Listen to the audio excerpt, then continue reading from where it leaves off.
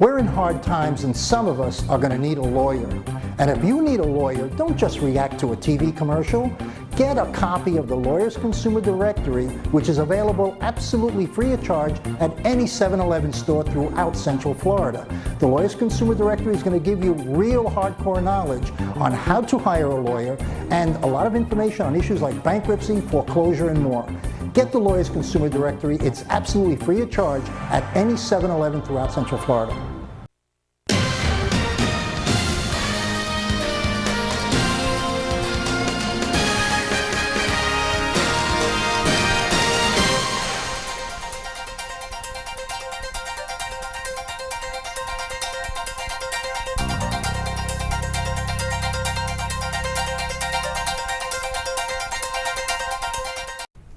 Hi, welcome back to Hispanic Speakout TV. My name is Danny Ramos, and we're on here on Bright House Cable every Tuesday night at 9:30 p.m. And we've been on the air now for 14 years, giving information on what's politics in Central Florida and issues that affect the Hispanic community. I'm here with my co-host, Jose Miranda, who's been with me for a long time. And tonight, one of our guests is Linda Stewart, and she represents District 47, and she's going to tell us a little bit about what we can expect from the Florida legislature going forward in 2014.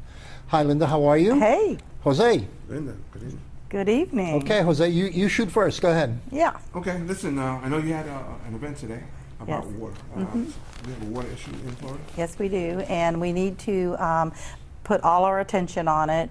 We do have some ways of funding it. It is bipartisan. Water is not a Republican or Democrat issue. It's a Floridian issue, and we are going to run out. And we have now destroyed many of our springs and our waterways because of pollution, and we're going to have to take and restore some of our springs right away, and the rivers as well, for fishing and just recreation and family as well, not just drinking water. But we have really done a real number on our water in Florida. Has overbuilding done it also? Yes, it has, and the demand, and then also allowing water to be bottled up from our aquifer and shipped to other parts of the country. And you know, we just have not paid attention to what we are doing, that it has now come about where now we're going to have to spend millions of dollars in order to get in and restore it. So we have a plan, and it is a bipartisan, as I said. So we have Senator Simmons, who is a Republican on the Senate side, and I'm going to be helping it through the legislature on the House side to get it through. And the governor today has dedicated or wants to dedicate $55 million toward the project. The bill itself, what it does is it takes documentary stamps. We're not taking it out of general fund, but any documentary stamp monies that we are collecting, we're going to put 25% of what we collect toward the springs restoration. Please explain that to the public what documentary stamps. Documentary stamps are the things when you buy and purchase homes and things, you're automatically charged a document to file the documents. Right. And so whatever percentage the state gets, then we will be taking that up to 25% off of what we take in and putting it, targeting it toward these springs restoration. We're probably looking at about $400 to $500 million in the long run. Right. So we're going to have to take it gradually till we can get up to where we need to be. But we can target it in layers too. You know, we can have tier 1, tier 2. The new homeowners coming in, is this something that's going to burden them? No, it will not. But one of the things that we will be doing is we will be taking houses off of septic tanks, and that's a very expensive proposition, and in many ways have held people back from embracing water restoration, and because of the expense of it. But the bill that we have will have no cost to the homeowner. So if we're going to go in and tell the homeowner they have to get off of septic tanks, they have to get onto a city or county sewer, then we will help defray that cost and pay for it. Is there going to be restrictions on bottlers coming up? Well, I hope so. I hope we're going to make it a little bit more difficult. We're not paying they don't pay any money. It's our water, but they pay no money to take our aquifer money. I mean, our aquifer water. So there's going to have to be a price tag So put on this. they're using Florida resources in Right. order to sell it to someone else. Right. Like without- Niagara is an example. Okay, without reimbursing Florida residents. Right. Okay, let's do something about that. Exactly. So That doesn't sound, that sounds like a gold mine to a business guy, Yeah. you know, because he's not paying for the water. He's paying 2 cents for a plastic bottle and passing Yeah. it forward for $1.50. Well, we're going to have to put more restrictions on Yeah, it those sounds that way. Yeah. so because the water's so precious that Yeah. we can't be giving it away like that. So we're going to have to really put more restrictions. Utilities, we're going to have to, you know, come in and work with them because they take a lot of water out of the system, and they certainly, if their systems aren't working properly, they can also be contaminants. So fertilizer that the residents have, they all think that, well, it's, you know, agriculture. It's not agriculture as much as it is everyday people using fertilizer on their yards. Linda, So what do you think about legalization of marijuana? I'm for it. Yeah? If it's medical. Okay. And it has a control mechanism, which the bill that they are proposing will have. I think that I know many people who would like to have had that opportunity, those with cancer, those that have other really debilitating, painful diseases. It does work, and it has proven to me that they get some value in having this. And you don't have to smoke it. They can break it down in a pill form as well. So I'd be interested in the technology that the medical community comes to offer for this, because it does relieve the patient from sickness, and it also increases their appetite, which is usually what happens when you're a cancer patient. You It don't. reduces seizures. Yeah. Also, I haven't seen, when you say that it's in pill form, I haven't seen or heard of anything where they are balancing off the content of the marijuana. You have the THC is the pleasure part, the CHC is the medical part. So it's going to be interesting to see how the medical community reacts in creating a hybrid of that combination. I so think it it's has less necessary, THC. and it's certainly what they can do. Yeah. I mean, medicine, look at, we've got Oh, it's great, yeah.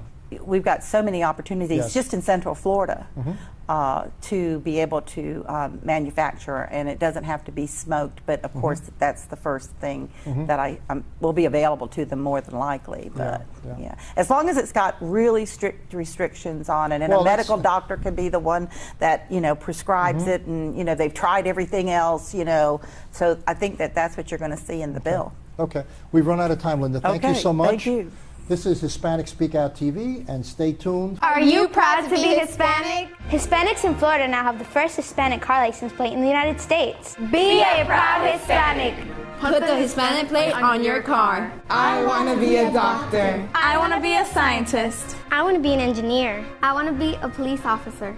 I want to be a professional dancer. By getting the Hispanic plate for your car, You will support scholarships and community programs. The Hispanic plate is available at any Department of Motor Vehicle office. Call now at 321-277-0850 or visit HispanicAchievers.org. Good evening, everyone. Welcome back to Hispanic Speakout TV. I'm Daisy Aruz. Tonight I'm here with Beverly Winfro, who will be talking about her book, Escaping the Traps of Hell.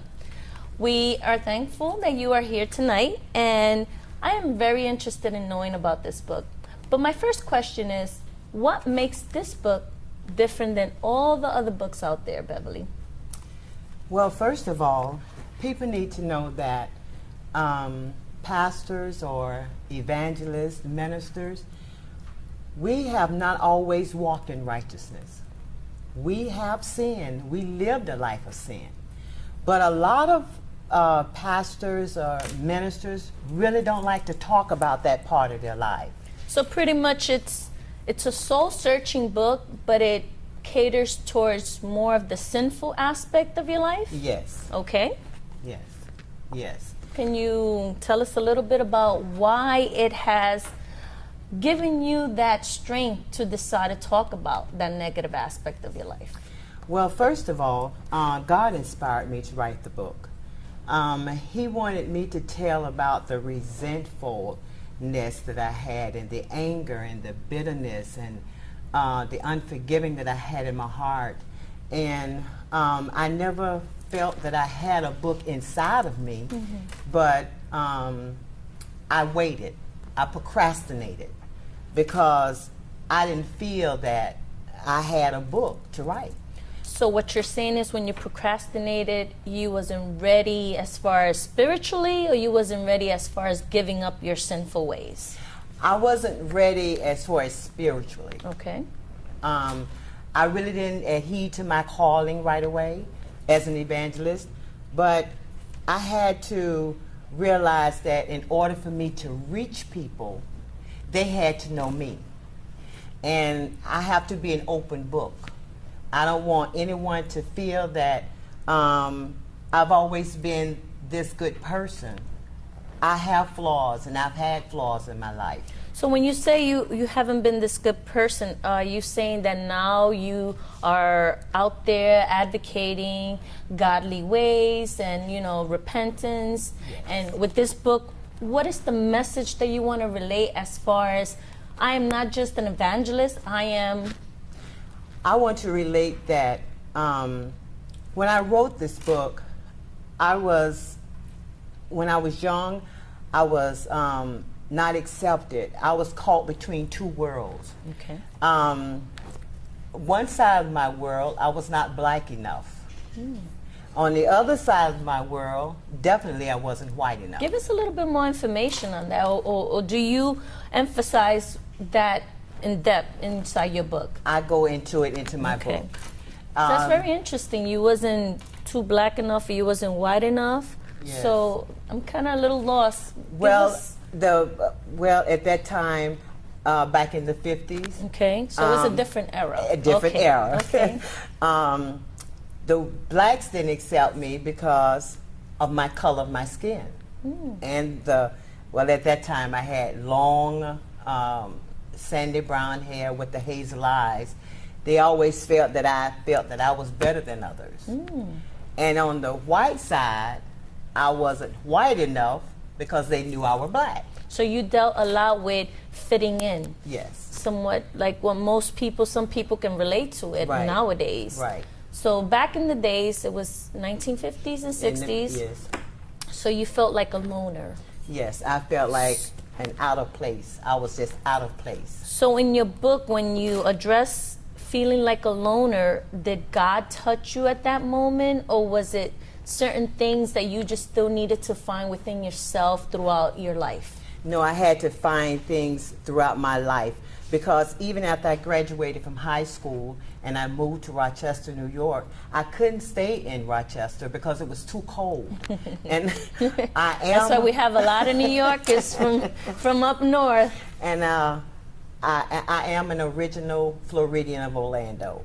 So I had to come back to Florida. So I decided to go to Miami to go to school. But while I was in Miami, I went through an experiment phase of drugs, trafficking. I had to outthink a man because of the anger and the bitterness I had towards a man. I had to How did that come about? come about because I didn't have a father. Okay. My dad was not there. Okay. So I felt like I didn't want a man to come near me. I didn't want that. So rather than to deal with a man, a single man, I went to the married man. Oh, wow. It's because when I got tired of him, when I got fed up with him, he had to leave. And I would tell him, you need to go. So I knew a single man would want to say all the questions, where you going, where you been, who you been. I didn't want that. It was more of a commitment, such as finding God and walking God's path. It's commitment. So you had an issue with commitment during your life. Right. Okay. Right, right. So in your book, you addressed that once you found God, you was able to commit? Not at first. Okay. Not at first. I had an accident. And I had a near-death experience. And I had to wear a halo brace. My neck was broken. My left clavicle was broken. My eye ligaments was torn. And my left ear was cut off. My bones were broken in my body. I had internal bleeding. My left arm, my right arm was broken in So two it places. sounds like this was your turning point. Oh, Yes, wow. Okay. yes. So even after all of that, I still wasn't ready. Wow. As crazy as it sounds, I was in the hospital after all they giving me all this medication and everything, and I had gone through all these surgeries. I had a friend of mine to bring me drugs in the hospital. Wow. And I got high in the hospital. Went into convulsions. So the doctor didn't know what had happened because they never did a blood test. If they had ever did a blood test, I probably wouldn't be sitting here today. But God knew the plan for my life. He knew I would be here at this time to tell somebody that there's a light at the end of the dark tunnel. Wow. So what I'm hearing you is that this book is pretty much an inspiration of your walk in sin and finding that breaking point where you had that life experience moment where you actually, within that moment, you still didn't want to commit to God's ways. Right. So once you decided at that moment that you went through the convulsion, what inspired you to write this book? What was the key element in your life that made you write this book? There were two key elements. The passing of my mom, and after my mom passed, I felt like my world was gone. And then I became homeless. Oh, wow. And after I became homeless, I knew something. I had to do something, because I realized I had been looking for love in all the wrong places. So I had to reach out to find what I needed to find, and that was God. And if you wanted to tell the audience, with all these life experiences and changes in your life, and of course inspiring you to write this book, what would be something you would like to address to them so that maybe someone that is walking that same path in sin with the married man or fear of commitment, what would you tell them? I would tell them that the only way you could actually know the real God is to make a change in your life, is to turn yourself over to Him. There is a light, and God is that light. God is love. There have been times when I was a single parent having 2 children. I was afraid because I didn't know how I was going to make one end meet from the other end. But God took every concern that I had, and He gave me an answer. There was always a ram and a way of an escape for me. And with the single parents, you've got to just know that God will supply every need. He will go to the end of the world for you, but you've got to know and believe that God loves you. Well, Beverly, you have truly inspired me, not only to enhance my walk with God, maybe to commit a little bit more. It's a pleasure having you here and hear about some of the amazing words that are probably in your book, and I look forward to reading it. I'm almost certain that the people out in the audience that are either in the same predicament or going through the same situation, take Beverly's example as a learning experience and maybe walk the path. With that said, Beverly Winfro, thank you for joining us. Thank I'm you. Daisy Aruz with Hispanic Speak Out. We're in hard times, and some of us are going to need a lawyer. And if you need a lawyer, don't just react to a TV commercial. Get a copy of the Lawyers Consumer Directory, which is available absolutely free of charge at any 7-Eleven store throughout Central Florida. The Lawyers Consumer Directory is going to give you real hardcore knowledge on how to hire a lawyer and a lot of information on issues like bankruptcy, foreclosure, and more. Get the Lawyers Consumer Directory. It's absolutely free of charge at any 7-Eleven throughout Central Florida. Are you proud to be Hispanic? Hispanics in Florida now have the first Hispanic car license plate in the United States. Be a proud Hispanic. Put the Hispanic plate on your car. I want to be a doctor. I want to be a scientist. I want to be an engineer. I want to be a police officer. I want to be a professional dancer. By getting the Hispanic plate for your car, You will support scholarships and community programs. The Hispanic plate is available at any Department of Motor Vehicle office. Call now at 321-277-0850 or visit HispanicAchievers.org. Welcome back to Hispanic Speak Out. My name is Danny Ramos. I'm here with my co-host Jose Miranda and Shayla Asencios, and our guest here. Shayla is also a political contributor to our show on a regular basis. Our guest tonight is Senator Darren Soto, and the last time that we interviewed the senator, we wanted to talk a little bit about the concept of the purge. So we're running this specific little segment to bring you information about the definition of the purge and how that happened. Senator? Well, just before the 2012 election, when the president was back on the ballot, the governor helped institute this policy of trying to purge the voter rolls to make sure non-voters couldn't get on them. But he used a federal database that does not update quickly folks who are naturalized citizens, folks who primarily Latinos and some military folks who were born overseas. So what happened is they compiled a 180,000 person list of Floridians. And that list was 60% Latino. So that's why it was such a critical and suspect move when that was a voting bloc that was voting heavily for President Obama. Of course, we know the story. At the end of that voter purge of 180,000, which included 2 World War II veterans, 87 of the 180,000 people turned out to be non-voters. Okay.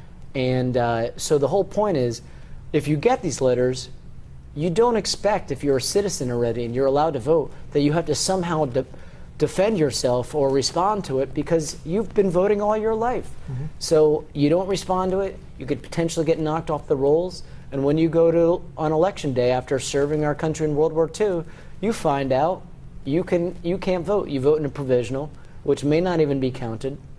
And so that was lambasted. And they stopped doing it, and now there has been a push again with the same problems. And we have heard in committee, because I sit on the Ethics and Elections Committee, this time will be different. And of course, you could appreciate how much confidence I have with 87 out of 180,000. That is a minuscule margin of victory there on that one. And so we're just concerned. It always seems to be around election time that this thing comes out. Why are we revisiting it? We're not. The governor, through the Secretary of State, is trying to implement this program, but it's probably not worth the push because every newspaper in the country or in the state has come out attacking it. Civil rights groups like the League of Women Voters, and so this is a bad road to go down. Another thing to add, Darren, and I don't know if you can mention it too, is that a lot of supervisor of elections are even against it. They have stood up and said this is not necessary. In fact, it's not a pragmatic thing to do, and it isn't. They never say so. Let's take it somewhere else. What is so wrong with having a voter ID card? If you have a driver's license and you have to show a police officer your driver's license, it's a great why database, can't you right? have a voter ID card or make your driver's license your voter ID card? What's so terrible about that? I don't understand that would eliminate totally the concept of doing these purges. It would, here's an ID card, this is who I am, Well, I think that when our governor decided to do that, like Darren just said, it didn't really seem practical to do so. The numbers show it. So when you think about that, I mean, I think that sometimes he tried to do this for no reason at all because it didn't pragmatically work at all. So using a card may be the solution, but maybe sometimes it's not the people solution don't we're know going these to. things don't work, because they've never done it before, so they want to do it. Right. What would you say if 10,000 people showed up? You said, wow, 10,000. Well, it didn't. Let's be so clear. that wasn't benefit for the people who are against it. Let's but why can't we have a voter ID card? I'm for a voter ID card. I got no problem with that. Let's be clear, Danny. You have to produce a photo ID at the polls. That is the law now. Okay, so there what's is the big deal no about people? What's the conversation going on there? The conversation is that if you get this letter and you don't respond, even though you voted your whole life and served our country in World War II, you're somehow off the rolls because they're using a faulty database to check this. Each supervisor of elections already has their internal process. I'm sure all of you at home have received that letter where it has your name on it, has a sample ballot. If that letter comes back as returned without receipt or some return to sender, like Elvis would say, then they'll take you off the rolls or they'll flag you and give you a provisional ballot. Okay, what I don't understand is why is the voter ID card an issue then? The voter ID card is not an issue. Okay. That's not part of the purge. Is not the voter ID card. No, I'm not trying We to already mix have it. those laws on the books. I'm not trying to mix it. What I'm trying to find out is that I keep on hearing people talking about voter ID cards against and for. Well, the only reason why a lot of people are concerned about it is that not everybody has a driver's license or a with a Florida picture. ID. Okay. But that being said, you're going to need it anyway. They're going to make you have a photo ID. So it's a non-controversy because that's the law. Okay. All right. Anything else, Shayla? Jose? The women's issues that real quick that was brought up by the president, I thought was a resounding yes, and the equal rights for equal pay. Right. And the president called it an embarrassment that in 2014 we're still having this issue, as if that we're still in some throwback to a Mad Men episode, which I thought was a absolutely brilliant comment. The key will be whether or not the Congress acts, because you saw a lot of people get up and clap, but if they don't act, then equality issues will yet again be a ballot box issue, because it's high time that women make equal pay to men, and it's been way too long that this battle's been waged, and I'm hopeful that we'll see some action this year, but we'll see. Okay, good. We just ran out of time. Stay tuned.